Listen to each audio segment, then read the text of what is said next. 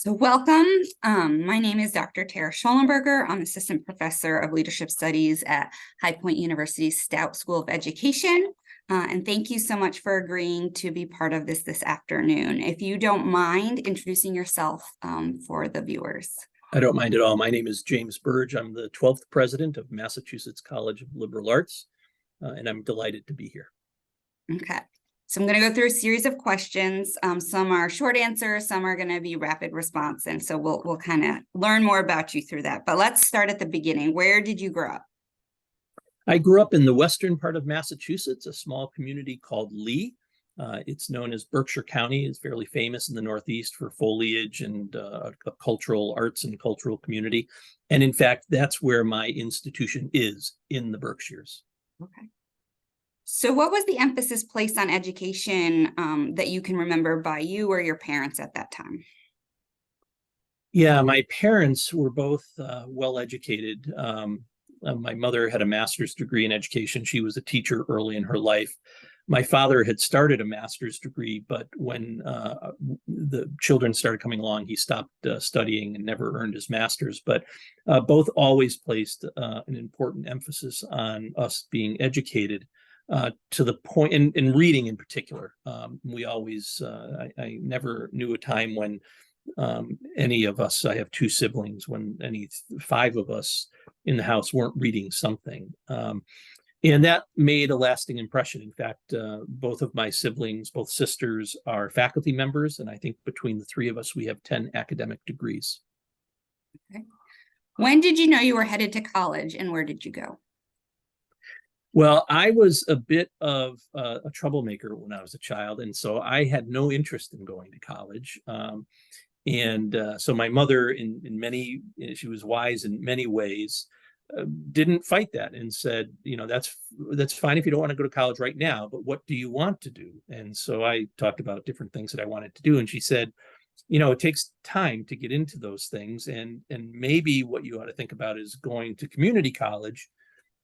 To, you know, kind of do some studying while you're thinking and exploring what that career would be.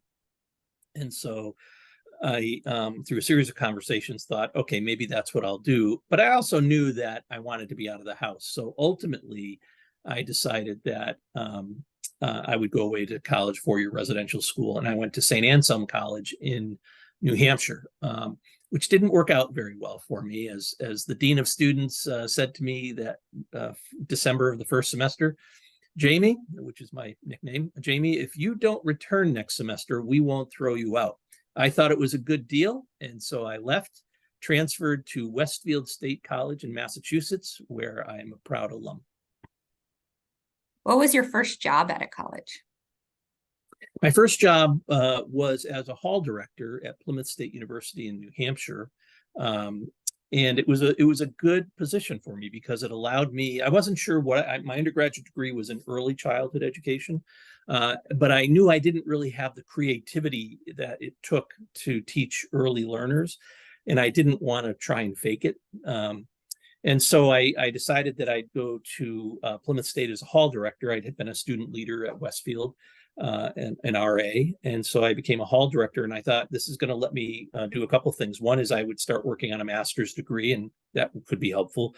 Second, I'd be employed, which is a good thing. And third, I would be exploring a new field. And what I discovered was that I loved working with college students. And so that launched my career in higher education. Any big lessons you learned at this time? Yeah, I think for me, I guess I was a late bloomer. I was a bit of a rebel when I was younger, but grad school, although I was probably still a little rebellious then, it helped me mature in ways that I, you know, never thought that I would mature. And it let me become more contemplative, I think, to consider more about who I was and what my impact on the world would be. So my experience as a grad student was really great earning my master's degree. It helped me in a lot of different ways. So where did you earn your master's, and did you go directly into your doctorate degree? Yeah, so my master's was at Plymouth State. It's a master's of education. And then I started my career. I actually had met my wife in grad school. We got married. She also worked in higher ed. And so we started our careers and both working at different institutions. I didn't start my PhD until I was, oh gosh, how old was I? I think I was 35. And so it was a good number of years later. But I'd been working in higher ed, and I knew that if I really wanted to stay in higher ed, and if I wanted to be an executive administrator, that I really needed a PhD. And so I ultimately enrolled in a PhD program at Gonzaga University in Spokane, Washington, and earned my PhD in leadership studies. What was your job at that time? At that point, I was working at Regis University in Denver. It's a small Jesuit institution, really great place. Both Lisa, my wife, and I worked there. And it was the kind of a place that really supported employees to get their degrees. And so Gonzaga is also a Jesuit institution, one of the 27 Jesuit institutions in the country today. And so Regis was very supportive of me working on my degree while I kind of continued to work there. Okay. How did you arrive at your current job? A friend of mine I was looking for a new presidency. I'd been a president for about 5.5 years and really thought about wanting to leave. And so I did leave, but I didn't find a job right away. But a friend of mine had said that I should look at this institution, Massachusetts College of Liberal Arts. It's one of the 9 state universities in Massachusetts. It's referred to as MCLA. You may hear me refer to it that way. And so my friend had said, you should look at that because they want to do the things that you've done in your first presidency, which really was about valuing liberal arts as a traditional educational model, but integrating that with this real desire among the population for students to get degrees where they could get jobs. So really thinking about liberal arts as kind of this new career development, but rooted in a liberal arts tradition. And so I didn't think they'd be interested in me, frankly. I'd worked most of my life in private higher ed, in particular Jesuit higher education. But I put my name in just to stop my friend from chirping in my ear. And sure enough, they were interested in talking to me. And so I interviewed and they offered me the role. So I've been there for 8 years. When you got to campus, were there some immediate changes you recognized that needed to happen? Yeah, that's a great question. My philosophy about change, and this is very Ignatian, by the way, it was to get to the campus and really learn about it and not to pre-assess the need for changes. And so I took a lot of time to meet with different academic departments, administrative departments, and really about a year to think, what is it that this place is about? What's its purpose? How do people see the institution?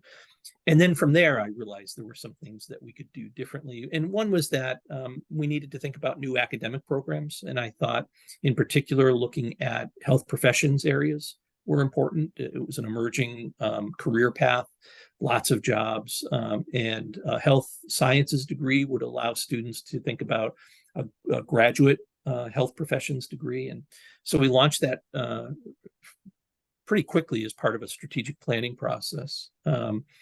And that it's been popular. And so we've had this posture now of thinking about new programming, and not just academics, but thinking about new majors, new minors. We also launched a public history minor that was popular. Thought about new athletic programs. We launched early on a men's lacrosse program, a large roster. All of these things were designed really to help with increasing enrollment and stabilizing some of the finances at the institution. And those early programs that you developed, did you have to convince anyone to be on board with that change? Yeah, I think, especially the academic programs, I think the fact, we have a really healthy, strong shared governance model at the institution. And so faculty really are the ones who control the curriculum. And so it took a little bit of effort to help them understand that health professions, because it's very different than a traditional liberal arts program or major would be helpful in that these are students that would go through the liberal arts curriculum, of course, as all students do, but they'd be able to apply those skills in a professional environment. So I don't know that I would say I had to convince anyone, but I had to make the case for why I thought it was good for MCLA to do. And ultimately, the governance process agreed with that, and they approved the program. And do you feel that these changes in these programs have been successful at MCLA? I do, in a couple of different ways. From kind of a straight line success model, during the pandemic, that major grew 40%. Even when enrollment was declining, this major was growing. And so today it's, I think, the third largest major that we have. So it did what I thought it was going to do, which was to help recruit students and keep them. But it also helped me learn about, what the governance, every institution has a different governance process. And so for me, it was really helpful to see how people worked together, how the governance model really helped to strengthen the program, that idea that I had. And so it was successful that way. And it also helped people understand, I think, faculty, that we need to think a little bit differently about academic program development if we really want to help drive enrollment. So I think it was successful in a couple of different ways. How do you continue to change or reinvent at your institution? Yeah, I often think, the Jesuits have a saying that you live life with one foot raised, and I think I've really embraced that. I'm always ready for what the next step might be. And so for us, we've continued that. The strategic planning process we have called for more program development. And so we've done that. Not only do we have men's lacrosse, in fact, in a matter of 2 weeks, we're going to launch a men's hockey and women's hockey program. Those were very successful in helping they're large roster sports. And so we brought those in. The biggest changes that we've launched again this fall, a nursing program. I never thought we'd have a nursing program, but when I was asked by the local hospital system if we would consider it, I said, I'll think about it and look at it, but I don't know that there's any demand for it. Well, as it turned out, we get 200 inquiries a year for nursing, and we'd never talked about it. So we have successfully launched a nursing program this fall, which we're very excited about. The hospital system and other health systems are very grateful and happy about it.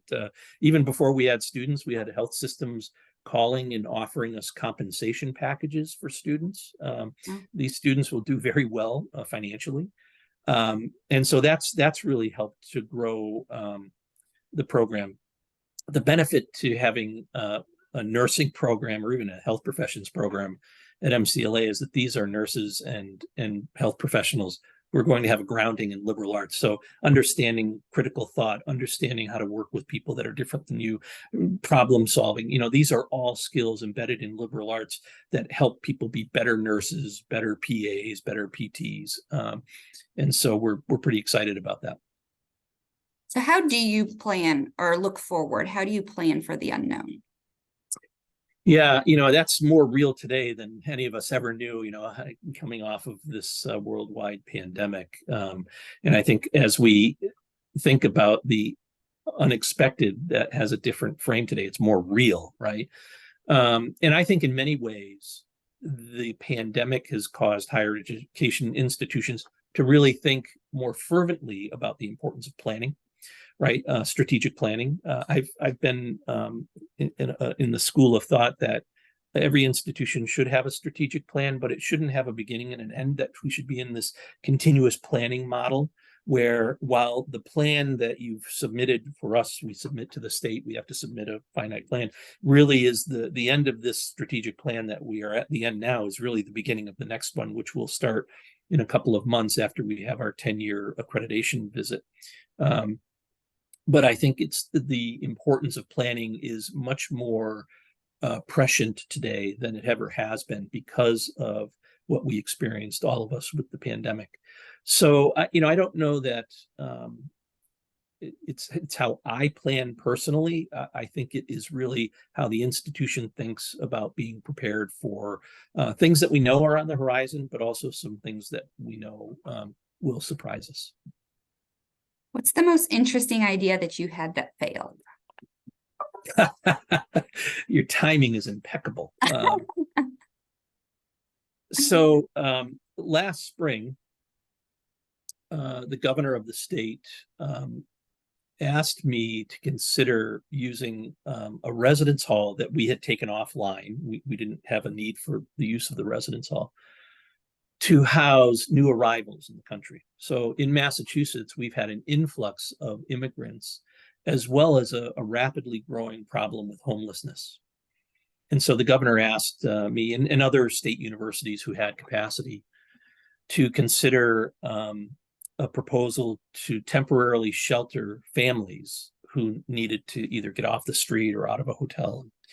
And so this particular residence hall we had is a suite style residence hall. And so it might serve well for families. And so I agreed to consider the proposal. Before we could even get the proposal, someone, in fact, frankly, it was one of our trustees who anonymously contacted the local newspaper and shared information, which I thought shouldn't have been shared. It was talked about in executive session with the board, but shared information with the paper, and the paper did a big story about it. And it really exercised the community about lots of stereotypes related to people who don't have homes. And so it didn't help that the state was taking a very long time to get the proposal in front of me. People were saying, will you host an open forum? And I said, I'd be happy to have a public forum to answer questions, but I need to know what the proposal is before I can answer any questions, because I don't want to get into a setting and have people ask questions and all I say is, I don't know. I'm not sure. I wanted to have hard answers. But the state wasn't bringing forward the proposal as quickly as they needed to. And we were getting close to commencement. There were some rumors that people were going to picket commencement, which I thought was unfair for our students. And so I ultimately said that we wouldn't proceed, that we weren't going to consider the proposal. Very unpopular with the governor, that decision. Governor called me personally, and very cordial, very good conversation, hoping that I'd change my mind. And I said I wasn't going to. It was a difficult decision to make because, frankly, personally, I think institutions should respond to this particular crisis by providing resources that they have. In our case, it was housing. And personally, I think we should have done it. It's the historic public purpose of American higher education to respond to the needs and demands of society. And there still is this incredible demand for housing. And I'm disappointed that we didn't at least get to the point to say, let's find out how this would work.